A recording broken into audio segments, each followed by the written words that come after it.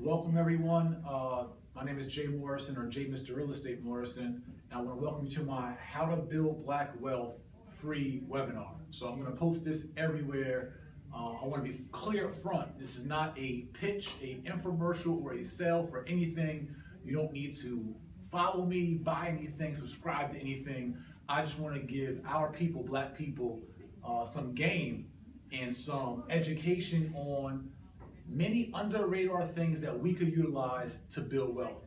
And the reason why I say building black wealth, or how to build black wealth, is because I realize that we all know, and if you just look up the statistics, that the creation of wealth in America especially is stabilized, and the most frequent vehicle is real estate, right? By investing in real estate and having a real estate portfolio.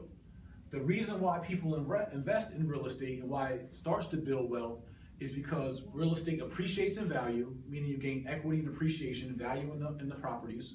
It also is a great vehicle for tax breaks and tax advantages.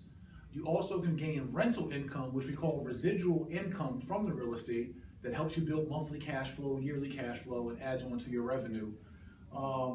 It's a morale booster also for your families. And then it's something called principal pay down, whereby paying down your mortgage, you also create equity and value in real estate as well. So the reason why we're talking about how this works for Black people is because Black people are the least homeowners and the least property owners in America. And subsequently, we're the poorest nationality of people in America as well. And I think that those two have a direct correlation to each other. And there's a lot of things that are accessible to us as Black people that we just don't utilize because, one, we don't know, or we're fearful, or no one has laid out a clear-cut strategy for us how we take advantage and use these programs, incentives, etc. Right? So it's my job as being Mr. Real Estate. I want to give us a clear-cut strategy on how we can build Black wealth using what's already out there for us, but just using it the right way and having a strategy behind it. So I'm going to dive right in. So as you see, I have a four-part kind of strategy on the board, all right? One of the main things we have to understand what our ammunition is. Like, where's our ammunition lie? Like, how can we, Jay, how can we do this? It sounds cool, build black wealth. All right, I'm in, I'm listening. So one of the first things we have to realize is that there's loan programs out there, especially FHA, which are government-backed programs, and conventional loans, in which you can utilize low down payments on real estate of anywhere between 3.5% to 5% down, meaning that for every $100,000 home, you only got to put down $3,500. So for a $300,000 home, you only got to put down $10,500, right? So that's for a $300,000 home, right? You see the $10,000 down payment, $10,500, right? So there's low payments we can utilize, and the importance of the low down payments is that once you've realized what your down payment is, you might have saw a house with, your husband or wife or your family for $200,000 in your area, $70,000 in your area, depending where you're living in the country, or $300,000, whatever it is. Once you know what your down payment is and what reserves you need, you now have a goal to reach for. So now when it comes down to spending money on Black Friday, or buying the kids $1,000, $2,000 in gifts, or going on an extra vacation, maybe you'll scale back some of those expenses to put towards a larger goal of building wealth for your family, starting with getting a property, or I'm going to show you how to get a portfolio of properties, right? So the other kind of secret that's out there that we don't utilize is government vouchers are okay when applying for a mortgage. Your government vouchers, whether it be Section 8, whether it be VA, whether it be mental disability, seniors disability or seniors vouchers, any kind of government vouchers, even child support at times, can be credited towards your income for your mortgage. And yes, I said Section 8. Your Section 8 can be credited not just for rent. You don't got to use your Section 8 to go get somebody else rich. Your Section 8 can actually go towards your mortgage to help get your family rich and build wealth, right? So you can start owning a property starting with your Section 8 voucher and build from there, or other government vouchers and guaranteed money that you have in combined with your other income. So this is a big underutilized tool in the Black community, in the Black and brown community. Also, multiple co-borrowers are okay when purchasing your first property. and we're going to get into what kind of property, 1 to 4 units. And I'm going to be talking about 4 units to start. So you can have your aunt, your uncle, your cousin, even a friend. You guys can go on a mortgage together, and if you're working at Walmart making 15 grand a year, you're working at Burger King, and maybe she has a little better paying job working at wherever, right, in an office or as an administrator or as a CEO, whatever it is, but you guys can combine your incomes together, including your government voucher money, combine all that income together to be able to purchase a property together and build wealth. But what that's going to take is a certain kind of mentality and sacrifice. A lot of times, we just want the house with a picket fence, or we'd rather live in a dope condo or apartment that we're paying rent for with a big flat screen on TV on the wall and a Benz outside, but we don't even own the property. We're paying to get somebody else rich because we don't want to make the sacrifices of using that extra income to go into building our wealth and building a real estate portfolio. Or we don't want to sacrifice some comfortability sometimes. We'll laugh, and I know this, I can say it blatantly. I know in the African American community, in the black community, we'll laugh at Koreans or at Mexicans or Hispanic people or other nationalities for piling into houses and living with 6 or 7 people in one house. But we don't even realize the strategy behind what they're doing, which is building wealth by owning properties, going in on a mortgage together. So that's something that we could utilize in the black community to our advantage if we're willing to sacrifice and actually work together and live together to take steps towards building wealth. It does not happen overnight. This is not a cheat sheet. This is just real strategy. So also, future rental income credit is another component, another bonus in which we can start to build wealth. So if you look here, and I'll explain off our number 2, if you were to purchase a 4 unit or a 3 unit or a 2 unit home, right? 1 to 4 families you can all do with 3.5% down payment, right? So if you were to live in this 4 unit, you would live in 1 unit, and it could be you and your family as multiple co-borrowers could live in 1 unit and then rent these other units out.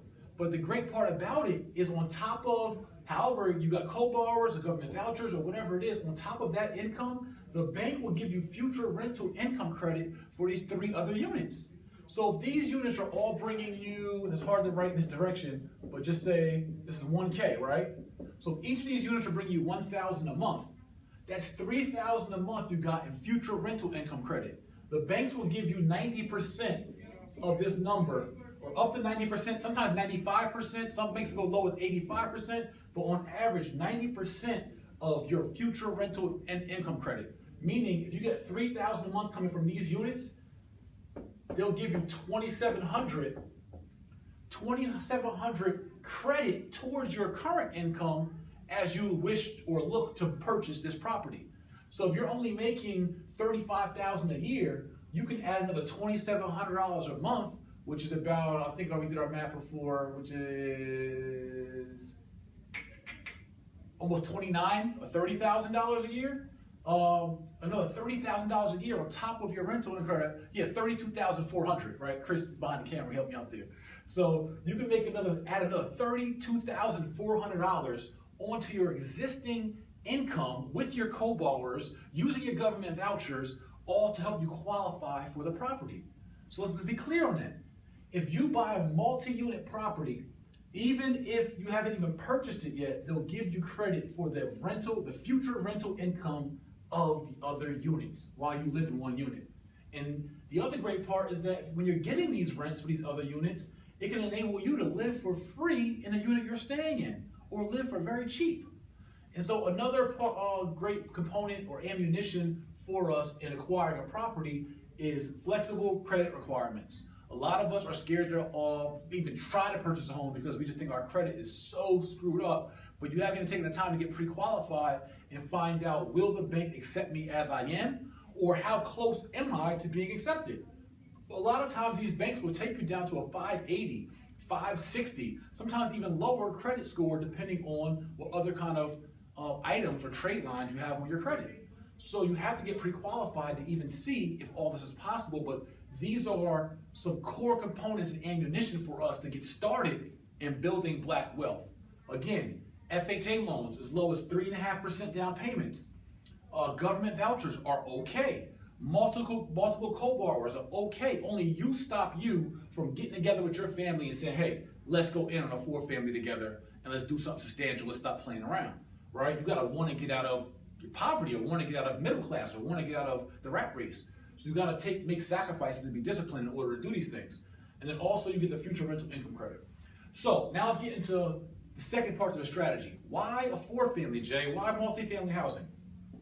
So the reason in which I recommend multifamily housing, and I used to stress 2-family homes, because in a duplex, like let's hide these two, in a duplex, it's a little easier to get qualified because they don't ask you to have as much reserves, right? So you don't have to have as much in the bank. With a 4-family, the banks may ask you to have 3 to 6 months savings of your mortgage payment, or your mortgage pity. Pity is, I'll write it here, P-I-T-I. That stands for principal of your loan, the interest on your loan, the taxes on your property, and the insurance for the property. So banks may want to see your pity in reserve for 3 to 6 months when buying a 4-family home. So it's just a little bit more money you got to save, which is really no big deal, which is why I'm now going to and promoting more of the 4-family model, because if I don't give you that as a goal, you could never walk into it. So I don't want to stifle us by saying, hey, you only buy a 2-family, when in reality, we could use the same qualifying requirements to buy a 4-unit, which actually makes it a little better for us, and will have more longer-term appreciation and residual income. So you just got to save a little bit more principal, interest, taxes, and insurance, or show those reserves in the bank. So the other reason for having going after a 4-unit is because of this future rental income that you'll get. This income also helps you pay down your mortgage faster, right? So you get to pay down your mortgage faster because of this rental income on these units. And then there's another great component into why the 4-unit. And that's because when you're purchasing a FHA loan or a conventional loan, there's somebody called an underwriter, right? It's just a person who sits behind a desk and they approve your loan or don't approve your loan based on guidelines. So that underwriter, when you go into this home as an owner-occupant, right? This is not as an investor. You get the 3.5% or 5% down as an owner-occupant. We call owner-occ, right? So as an owner-occupant, I'll write it here for us. I'm going to be writing random notes, right? Owner-occ. A period there, right? So as an owner-occupant, you can buy a 4-unit house with 3.5% down. But now you may one day want to not be crammed in with grandma, your auntie, and uncle who all went on this loan into this 4-unit house, where you may hate your neighbors or hate the area. So you may now want to go into a single-family home and be able to purchase and start your family, right? Or be able to rehab that single-family home, and I'll get into that in a second. So the great part about starting with a 4-unit is that it gives an underwriter and it gives you great incentive and great ammunition to go from a 4-unit into a single family, as opposed to if you guys would have bought a single family first, no underwriter would approve you to move from a single family into a 4-unit, because they're not going to believe that you're living there. It has to be owner occupied, meaning you got to owner occupy the property. So let me stop and say this. What I'm teaching is not hustle. I'm not teaching scam. I'm not teaching get over. I'm teaching strategy. Right? Legal, legitimate strategy. And all this can be verified and checked by your local mortgage banker, your attorney, and whomever else. If there's anything that I'm wrong in this, please feel free to correct me. But I'm out of 10 years in the business as a licensed loan officer, a mortgage, a mortgage banker, branch manager for 2 branches, a celebrity realtor, licensed real estate agent, an investor, a developer, et cetera, et cetera, et cetera. I pretty much know my stuff. Right, so you can, it's much easier to go from a 4-unit property as an owner-occupant, now kind of upgrading in a sense to a single-family property. You will almost never be able to go from a single family into a multi-unit and convince an underwriter that you're going in owner-occupied, which would eliminate your ability to put 3.5% down. Because if you went from a single to a 4, and they would only look at you as an investor, you're now looking at 20 to 30% down. So if you want to avoid the large down payments on your quest to building back black wealth, starting from where I know many of us start from, because I'm in tune with the community, right? I get it. So if we want to do that, we got to do it with a strategy. So that strategy is start with a 2, 3, or 4-unit, right? 4 being the max that you can have. You actually can have a 4-unit with a storefront. That's another thing. I don't want to blow your mind away too soon, But you can have a 4-unit, that's an ugly storefront, but you can have a 4-unit with a storefront and it still be an owner-occupied residential purchase. So now you can live in 4 units and have a store. It could be your family store or a store that you rent out. This is real facts of what you can do at 3.5% down using government vouchers and multiple co-borrowers. This is building black wealth. So now you can go from this 4-unit as an owner occupant, and then you can shoot down here and say, you know what, in a year, 2 years, there's really no stipulation. There's suggested guidelines, but there's no hardcore guidelines of how long you gotta stay in this property. Do not believe the myths of these people who don't know what they're talking about, who deter you from taking advantage of real strategy that other communities use, and who say, oh, you gotta live here for 18 months, you gotta live here for 2 years. That's BS. Tell them to show it to you in writing. Not one can. It's not in writing anywhere, to my knowledge. And if I'm wrong, I'm not perfect, but I'm telling you, I've done hella research. It's not my knowledge anywhere in writing that you have to stay in this property for any amount of time. Reason being, what if you and your family members all got in disputes and just couldn't live together? No one can move out? Or what if this neighbor, God forbid, was a stalker and was stalking your wife? You couldn't move out? Or what if this area was just full of gang activity and you just couldn't stand it no more? Or what if your kid got accepted into a school and you guys want to move to a new community for your child's school or for your child's college? Or what if your job moved? Or what if a whole bunch of reasons, because you are the lord of your land and the homeowner, you have the prerogative to move when you want to move.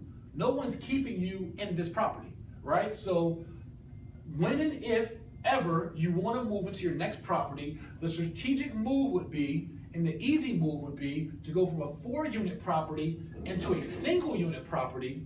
But now to do it with our strategy of building black wealth, you go into a single unit with the FHA 203K loan, which is a rehab loan.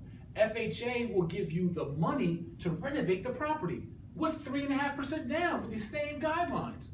So now you can go into a single family as an owner-occupant, 203K rehab loan, and this could be a rehab that you live in for 6 months, 8 months, a year, 2 years, whatever. But now the point of doing a rehab is you want to buy right and buy something that by the time you rehab it, your after repair value, ARV, right? So let's write that down real quick. The point of a rehab is to create value through your renovations. So you want to buy it at a lower price because you're renovating it, and hopefully have an ARV that has appreciation and already has value in it. So when you go into this property, you'll now have value in this property. So maybe you're getting this property. I'm going to erase real quick so I have a little eraser. Do we know where it's at, Chris? My eraser disappeared. All right, we'll find it. Maybe we won't find it. How did the eraser disappear? Oh, got it. Sorry, guys. So just get this down. Rehab, live to flip, use the equity. Because the whole point of this property is for you to gain equity, right? Which is value in the property. So if you purchase this property, say for $60,000, and you put 40,000 renovations into it, right? So you're in it for 100. You're hoping, right? So you're 100. You're hoping that the ARV is gonna at least be, you know, whatever. I don't have the numbers in front of me, but just say 140, right? Should be a good ARV on this property. So if your ARV just say is 140, you now have 40,000 equity, right? You now have 40,000 equity in this property. That's 40,000 going towards your family wealth in this property right here, because you bought it right and you use a 203 FHA loan owner-occupant to go buy this home. So now you're living in this property, right? So you're living in this, you got 40,000 equity already, but guess what? Now you're not living here, so you're getting another $1,000 a month from this unit. So now you got $4,000 a month coming in residual cash flow. You got 40,000 in equity in this property. Mind you, this property now and your stores bring you a rental income as well. And now this property is going up in value also. So now this property is paying its mortgage down, going up in value through gradual appreciation, giving you cash flow. Now you're getting tax incentives from each one of these properties, giving you different tax breaks because of the maintenance, repairs, etc. And then you got 40,000 equity in this property. But now maybe 6, 8, 12, or 14 months down the line, you decide, you know what? I'm ready to sell this property and tap into this equity, or you can refinance or get a home equity loan, a home equity line of credit on this property and tap into this 40K without even selling it, right? Through leveraging it, or you could just flat out sell this property, right? So now we're going to sell this, make the 40K. You got this rental income going on. So now when you sell this, you have nowhere to live. You have to move into another property. So now you can sell this and move into another 4-unit or do another rehab project, owner occupied, 3.5% down, using the same ammunition, because now it makes sense that you're going from a single family, which you sold, now into another 4-unit property. And so now the 4-unit, same qualifying, same rental income, it may have a store, it may not have a store, right? Or you do another rehab project or another renovation 203K project. And the purpose of this, remember, you have to live there and it has to be owner occupant. You cannot commit fraud. You cannot fake the system out. Those kind of things will get you in jail and get you locked up. And then don't blame me, because I'm telling you, this is only strategy. It's not to be abused. It's to be used, but not abused and misused, right? So if you go in and you sell this, an underwriter can understand that you have no house, right? You have a mortgage on your credit, but you can show leases for all these units. So they know you're not living there. You sold this, so they know you're not living there. So now it makes sense as to why you would now move into another 4-unit and then repeat.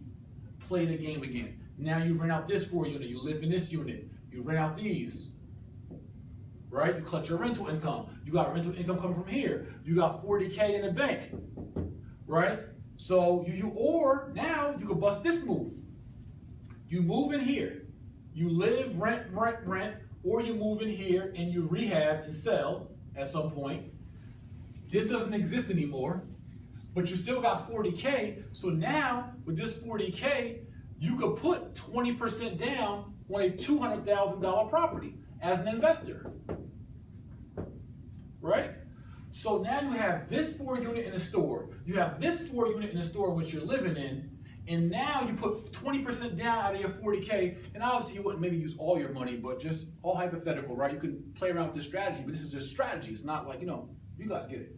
So now you can put this 40K down on $200,000 property as an investor, and that property might be, just say, a 3-unit, right, as an investor. So now you got a 3-unit as an investor, a 4-unit that you bought on rock but moved out of, a 4-unit in which you live in, and 1 unit and are renting to others. So you got $4,000 a month cash flow in these properties. You got another $3,000 for each one of these units in cash flow. So that's $7,000 a month in cash flow. Then you got another $1,000 a month from these. So that's $10,000 a month in cash flow. So from all your units, you got $10,000 a month in cash flow. Remember, you put 40 down on this property, so that 40 grand doesn't disappear. It just goes to the equity of this property. So now you put 40 grand down. So for the 200 you paid, right, you now have a mortgage on 160, but the property was worth 220, right? You paid 200, say it was worth 220. You bought it at a little discount, but with my advice, you'd buy it way cheaper. So now if it's worth 220, you got the 40 you put down still in the property, plus the other 20 in equity in which is worth. So you still got 60 grand of family worth. And you got 10,000 a month coming in off of rental incomes, right? So you got 10,000 a month, 120 a year coming in rental incomes. Yes, you got to pay mortgages, right? So I understand that. It all won't be profit. I get that. But the point is you have cash flow, you have tax advantages, you have assets. Your credit is rising like a mother because you have some of the biggest mortgage or the biggest loans you can actually have on your credit, which is a mortgage. So now you got your credit rising, tax breaks happening, cash flow happening. Mind you, this property is going up in value, and you followed my advice, you bought this one right, so it has 30K in value, right? You got 30K in value in this property. This property went up in value 30K. And then you got the 40 that you put down plus the 20K this is worth, so you got 60K in value in this property. So you got 60K in value, 30K in value, that's 90, another 30K in value, that's 120. That's 120,000 in value plus 10,000 a month coming in cash flow. Not to mention, let's erase this, your investor unit, it still exists, you didn't sell it. But now you're living in a 4-unit and you want to move into a single unit now. As a rehab or no rehab or whatever the case is, that's an ugly single unit. I gotta do that over, you guys don't clown me. It's hard to write from this direction. All right, square, square, square. Cool, better single unit. But now you keep this, right? Or you could sell it and cash out, but you could keep this. You still got your 3-unit here, right? So you got your 3-unit. So you got your rental from your 3-unit, your rental from your 4-unit, your rental from this, but now you're going to move out of this here. So now this is going to be rent. So that's another $1,000 a month in rent. And you're going to live in this and buy this with equity, which is going to have $50,000 in equity because you're going to buy it right. So now you have this $50,000 in equity, this $30,000 in equity. You're going to have this $60,000 in equity, this $30,000 in equity. Now you're living in a single-family house. While your credit is skyrocketing, you got tax write-offs from all this, cash flow from all this, your family's feeling good, you're feeling good, your kids are now homeowners, and you came from being a Section 8 or a middle-class worker or below middle-class worker or whatever your situation was. This is the path to start, the easiest path. There's many paths. There's business ownership, there's franchise ownership, there's stocks, there's day trading, there's tons of paths, right? There's commercial real estate, buying 10 and 20 unit apartments. I'm not gonna talk forever on all the vehicles of building wealth. That's what I do. But the point is, here is the path of least resistance, the low-hanging fruit for how to build black wealth for the average black American, the average black family. Utilize the ammunition of FHA and conventional loans and utilize it within a comprehensive strategy, understanding how to leverage the loans, play the game that other communities are playing. Let's just play it better and let's do it together. So I hope you guys enjoyed this webinar. There's a lot more details to this. I want to try to keep it short, but you guys get the point. It's starting off with getting qualified. I'm going to cover a lot of this in my book, Lord of My Land, which is already completed. But again, I don't even want to get to any of my stuff, right? I don't want to make this about me. I want to make this about you. So outside of anything else that I do, just take this information and run with it. It's free game for you from myself, Jay Morrison, Jay Mr. Real Estate, and the Jay Morrison Academy. All right, peace.